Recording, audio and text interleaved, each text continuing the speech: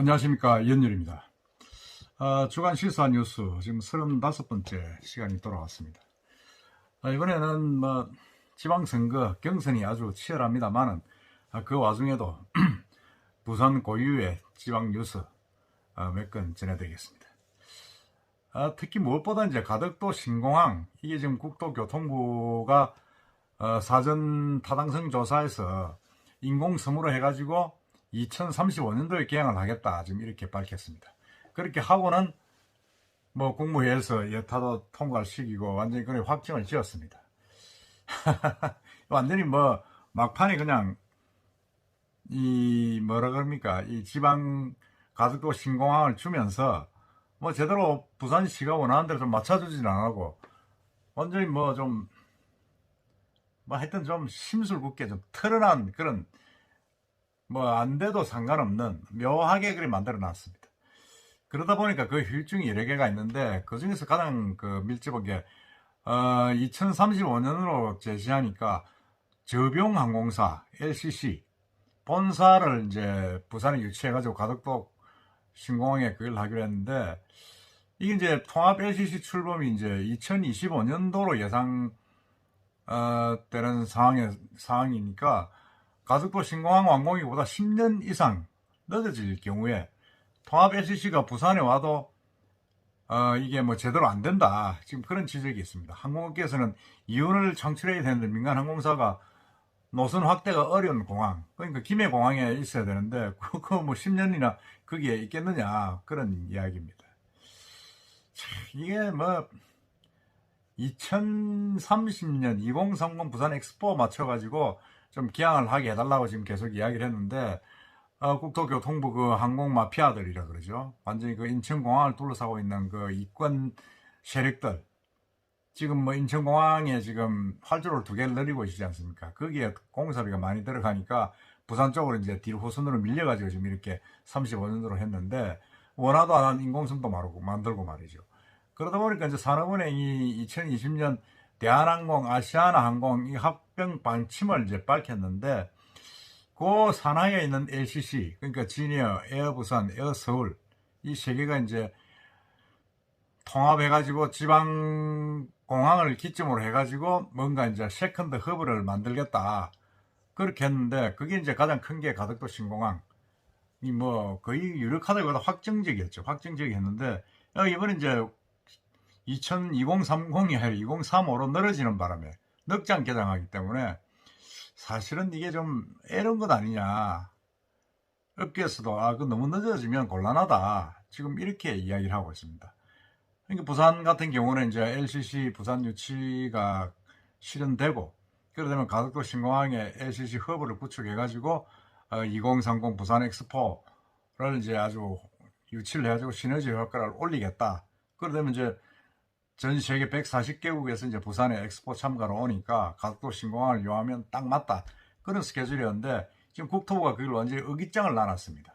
의기장을 놔가지고 대도 안 한 인공섬을 만들어가지고 거기에 2035년도에 개항을 하겠다, 이런 식으로 지금 실현 불가능한, 사실상 그런 안을 제시를 하고는 예타를 통과시켜 버렸습니다.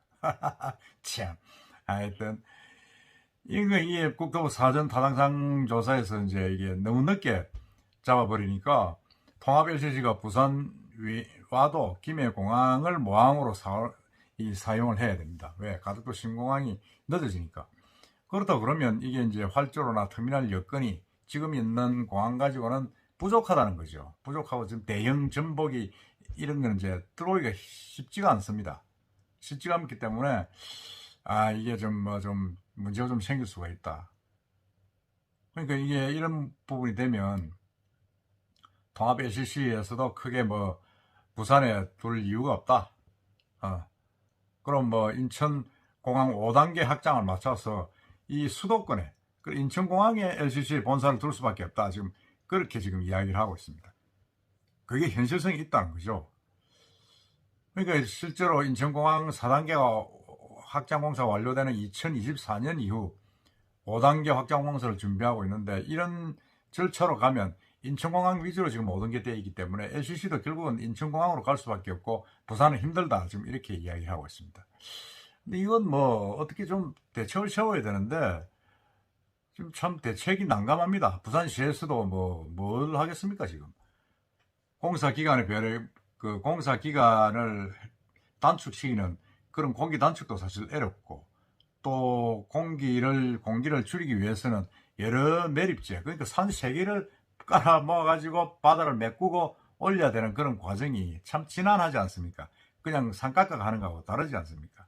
그래서 공사비가 지금 예측을 하고 있습니다만은 뭐 14조로 합니다만은, 제가 볼 때는 한참 한 10년 뒤에 공사비는 이보다 한 2, 30%는 더 늘지 않을까 그런 생각을 합니다. 이렇기 때문에 이건 뭐 사실은 뭐 제가 볼 때는 LCC 부산 본사도 사실상 어렵다. 가덕도 신공항도 어려워지지만은 다 연관해서 지금 연쇄적으로 어려운 일이 생길 수밖에 없겠다. 그런 우려를 참 할 수밖에 없고, 업계에서도 좀 그렇게 보고 있습니다. 참 안타까운 일입니다. 하여튼 이 문재인 정부가 윤석열 정부에게 이제 이 가덕도 신공항의 어떤 그걸 넘기면서 완전히 집만 넘기고 생색만 내는 아주 그 묘한 못된 짓만 하고 가는 그런 평이 지금 나오고 있습니다. 한번 지켜봅시다. 그 다음에 부산 북한 앞바다에 세계 첫 해상도시 모델, 그 유엔에서 이제 만들겠다 한 거죠. 사실은 지금 뭐 지구 온난화, 기후 변화 이런 것 때문에 해수면이 높아가고 계속 지금 그 어떤 그 기상 이변이 생기고, 그러고 지금 해수면이 높아지니까 계속 이제 해변가가 가라앉고, 그래서 지금 문제가 생기고 있어서 멀리 보면 이제 이 바다 위에 주거 공간을 만들어서 도시를 만들어서 살자, 뭐 이런 이야기가 지금 뭐 나오고 있죠. 부산시와 유엔 해비다트, 그다음에 해상도시개발기업인 오션익스, 이게 이제 추진을 해가지고 세계 최초로 지속 가능한 해상도시 시범 모델이 이제 공개가 되었습니다. 이 해상도시는 이제 기후 변화에 따른 해수면 상승에 대비해 추진 프로젝트입니다. 이게 우리가 이제 계속 해수면이 높아지면 바다 위에서 살아야 되니까 거기에 대응하는 그런 부분인데, 그걸 이제 유엔에서 세계각지 대상지를 물색하다가 부산시가 이제 아주 적합하다. 뭐 부산시가 적합하다기보다는 부산시가 이제 적극적으로 나선 거죠. 그래 돼가지고 이게 이제 부유식으로 해가지고 물, 식량 등을 자급자족하고 자원 재활용까지 가능한 현대판 노화의 방주, 뭐 그런 기본 개념이다, 그렇게 이야기를 합니다. 참 뭐 좀 익숙치는 사실은 않습니다. 익숙치는 않는데 어쨌든 간에 뭐 이렇게 좀 뭐 해상 도시가 부산 앞바다에 뜬다니까 이것도 어떻게 보면 새로운 관광지로 아마 주목을 받지 않겠느냐, 그런 생각이 듭니다. 이게 이제 사실은 이제 유엔에서 추진을 해가지고 곧 이제 미국에서 유엔 해비다트 원탁 회의에서 이제 유엔 본부에서 이게 회의를 열리면 어느 정도 이제 또 타결이 되고 추진할 때 예정이라고 하는데, 그 보면 지금 그림에 제가 몇 개 떼어놨습니다만 하여튼 좀 묘하게 이렇게 타원형도 아니고 이렇게 해가지고 만들어 놨는데, 이 해상도시는 최대 1만 명까지 거주가 가능하답니다. 각 묘듀얼이죠. 그게 이제 이동이 가능하고 위치도 바꿀 수 있고 이렇게 여러 가지로 좀 변모가 될 수 있는 아주 그 도시 전체가 이렇게 유동성을 가질 수 있는 그런 어떤 모양으로 된다고 합니다. 이거 참 이거는 이제 해안가를 매립한 것이 아니라 이제 해양 생태계 파괴를 최소화하게 되고, 폐기물 제로 순환 시스템, 폐쇄형 물 시스템, 식량 생산, 탄소 중립 에너지, 혁신적 모빌리티, 연안 서식지 재생 등 6개 통합 시스템이 적용되는 친환경 자급자족 도시를 목표로 한다, 지금 그렇게 이야기하고 있습니다. 그래서 부산시는 2030 국제 엑스포 세계 박람회 이전까지 이 북한 앞바다에 이제 해상도시를 완료하는 것을 목표로 하고 있습니다. 목표를 하고 그래서 추진을 하고 있는데 이게 뭐 상당히 제가 볼 때는 이건 바람직하다. 전 세계적인 모델이 되고 이게 성공하면 또 새로운 어떤 기후 변화에 대응하는 아주 좋은 그런 모범 사례가 되지 않겠느냐는 그런 생각이 듭니다. 하여튼 저도 이 해상도시가 만들어지면 한번 둘러보고 살 수 있으면 한번 살아볼까 하는 생각도 좀 듭니다. 이것도 한번 지켜봅시다. 그리고 우리가 이제 부산 진역사. 부산 진역은 뭐 할 말이 많은 역 아닙니까? 그야말로 좀 17년 전에 폐쇄됐던 부산 진역사가 이제 부산 플랫폼 뭐입니까 이게 뭐 하여튼 시민 문화마당으로 지금 돌아섰습니다. 사실은 부산 진역은 1953년 당시 중앙동에 있던 부산역 건물이 큰 불에 소실되고 그 다음에 1965년 부산역, 초량역, 부산진역의 업무가 통합된 뒤 부산역이 신축될 때까지 부산역을 대신했습니다. 그 외에도 이제 KTX 직전까지 경부선, 경전선, 동해남부선 열차가 필수 정차장으로 부산역에 버금가는 이제 비중을 차지했죠. 부산역에서 다 출발하면 부산진에서는 좀 완행 열차가 좀 출발을 하고 뭐 이런 식으로 해가지고 상당히 그 부산의 심장을 관통하는 중요한 역사였습니다. 그리고도 무엇보다 부산 진역은 이제 피난민, 실향민이 치열했던 삶의 애환이 아주 짙게 뼈어져 있죠. 지금도 거기 수정동 뒤쪽, 초량 뒤쪽에만 피난민들의 어떤 그런 삶의 흔적들이 그대로 남아있지 않습니까? 그리고 간만부두와 우암선 연결하는 그런 그 화물의 대부분이 부산 진역에서 처리가 되었습니다.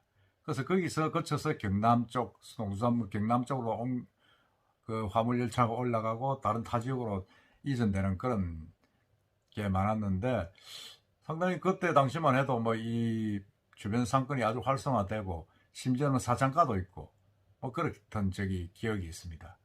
그래서 이 아주 부산 진역 사이는 부산역하고는 다르게 부산역은 뒤에 생겼으니까 부산 진역사는 부산역 생기기 이전까지 사실상 부산역의 그걸 하면서 뭐 우리가 말하는 역전지게꾼이라 하는 그런 이야기도 등장하고 사실상 자천동, 뭐 수정동 이 일대는 아직도 그런 흔적들이 곳곳에 있습니다.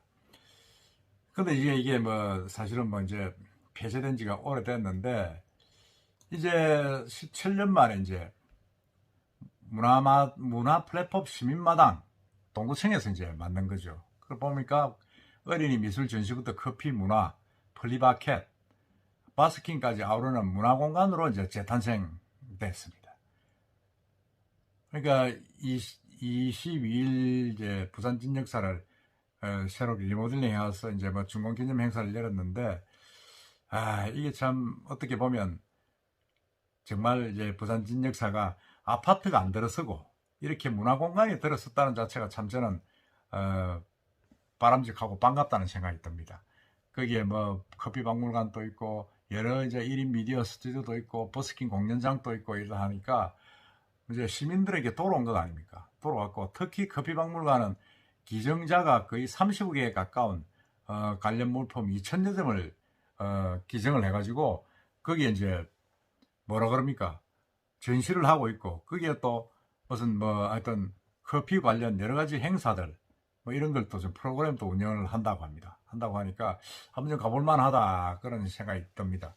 그리고 어린이 복합 문화공간 이름이 들락날락이네요. 하반기 개관한다 하니까 상당히 부산 시민들에게 이제는 제대로 돌아오는 그런 공간이 되었다. 그래서 상당히 좀 반갑다 싶고 동구청에도 아파트 안 짓고 이게 그나마 북한의 일부에 들은 쪽을 이렇게 문화공간, 시민공간으로 해줘서 참 고맙다는 생각이 듭니다.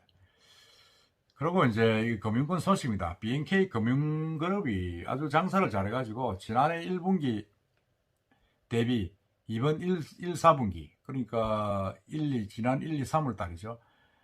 지난해 대비해서 43% 증가한 분기 최대의 순이익을 냈습니다. 네. 순이익이 2,763억. 그 지난해에 비해서 43% 늘었다고 합니다. 야, 참 부산은행이 장사를 잘하네요. 이게 사실은 뭐 금리가 이자 수입이 올라서 이렇게 많이 올랐다 그렇게 이야기를 합니다. 그야 당연히 뭐 은행은 이자 차익을 먹고 사는 업종 아닙니까? 대출 이자와 이제 예대 마진의 어떤 예금 이자의 차익으로 먹고 그다음에 뭐 다른 어떤 비이자적인 수수료 관계 그런 것도 하는데 이게 보니까 BNK가 1분기 순이익이 2,763억으로 집계 돼가지고 뭐 엄청나게 늘었고 지금 다 늘었다고 합니다. 이자익, 비이자익 그리고 또 수수료익 모두 늘어나가지고 상당히 뭐 엄청 늘었다. 특히 이제 이자 이익은 전년 동기에 비해서 15% 증가한 6,787억. 이거 뭐 이자가 많이 늘었죠. 이자를 좀 내려도 될 것 같은데. 그러면 이게 대출 자산은 가계대출은 줄었는데 중소기업을 중심으로 한 기업대출이 늘면서 결과적으로 늘어났습니다. 원래 뭐 이 부산 지방은행의 목적이 이런 중소기업의 어떤 그걸 뭐라 그럽니까? 대출을 해주는 그거로 이제 목적으로 이제 창립이 된 금융기관이죠. 그러니까 부산은행은 기업 대출이 8천억이 늘어가지고 원화 대출 잔액이 50조 4천억으로 해서 50조 9천억으로 증가했습니다. 그러니까 기업 대출이 야 이렇게 늘었나 싶을 정도입니다. 그리고 사실은 이제 이 부산은행뿐만 아니고 다른 은행 지금 뭐 대구은행 대구 그 DGB죠. DGB라 그럽니까? DGB 뭐 이런 다른 지방은행도 전부 다 수입이 늘었는데 특히 부산은행이 엄청나게 늘었다. 경남은행 같은 경우도 마찬가지고. 그래서 전체적으로 부산은행 BNK의 어떤 그 성과가 많이 올라가고 또 주가도 앞으로는 많이 오르지 않겠느냐 하는 그런 생각이 듭니다. 들고 해서 하여튼 이 김지한 회장이 지난해에도 상당히 큰 실적을 올려가지고 보너스도 많이 줬다고 그러는데 1, 4분기도 이렇게 실적이 좋으면 앞으로 금리가 더 인상된다고 하면 미국의 금리가 지금 뭐 0.5%포인트 5월달에 오른다고 하니까 뭐 우리나라는 더 올라야 될 것 같은 느낌이 드는데 하여튼 더 많은 수익이 올라올 것이다 라는 그런 생각이 듭니다. 그렇지만은 뭐 이자 수익은 조금 뭐 이렇게 수익이 나면 좀 천천히 올리고 예대 마진을 폭을 좀 줄이는 그런 방향도 마땅치 않겠느냐 하는 생각이 듭니다. 들고 또 부산은행의 어떤 목적상 지방 그 중소기업들에게 대출 이자도 좀 낮춰주고 상당히 좀 지역민에게 환원하는 그런 정책을 좀 폈으면 하지 어떨까 하는 생각을 해봅니다. 하여튼 부산은행이 어떤 엄청나게 많은 이익을 남겼다는 자체는 부산에 와서도 아주 좋은 소식이다 하는 생각이 드는데 어쨌든 부산의 중소기업에 많은 혜택을 줄 수 있는 그런 또 정책을 펴보시기 바랍니다. 네, 오늘은 간단하게 오늘 4건을 정리를 해드렸습니다. 지금 지방선거가 이제 곧 한 달 남짓 남았는데 6월 10일이니까 한 달 조금 더 남았죠. 지금 아직도 민주당은 거의 이제 부산에 이제 구청장이나 시의원 라인이 정해진 것 같아요. 정해졌는데 국민의힘 쪽이 아직까지 정리가 안 돼가지고 계속 지금 4월 말 5월 초까지 경선을 하고 뭐 조금 이렇게 뭐라 그럽니까 잡음도 좀 생기고 뭐 좀 그런 것 같습니다. 아마 그게 마무리가 되면 5월 초에는 라인업이 이제 대진이 딱 형성될 것 같습니다. 그때 되면 제가 한번 다시 정치 관련해서 한번 지방정치 관련해서 다시 종합을 해서 한번 여러분을 찾아뵙겠습니다. 네, 오늘은 간단하게 부산 뉴스 한번 알아봐야 될 만한 것들 4건 추려서 여러분을 전해드렸습니다. 이상입니다.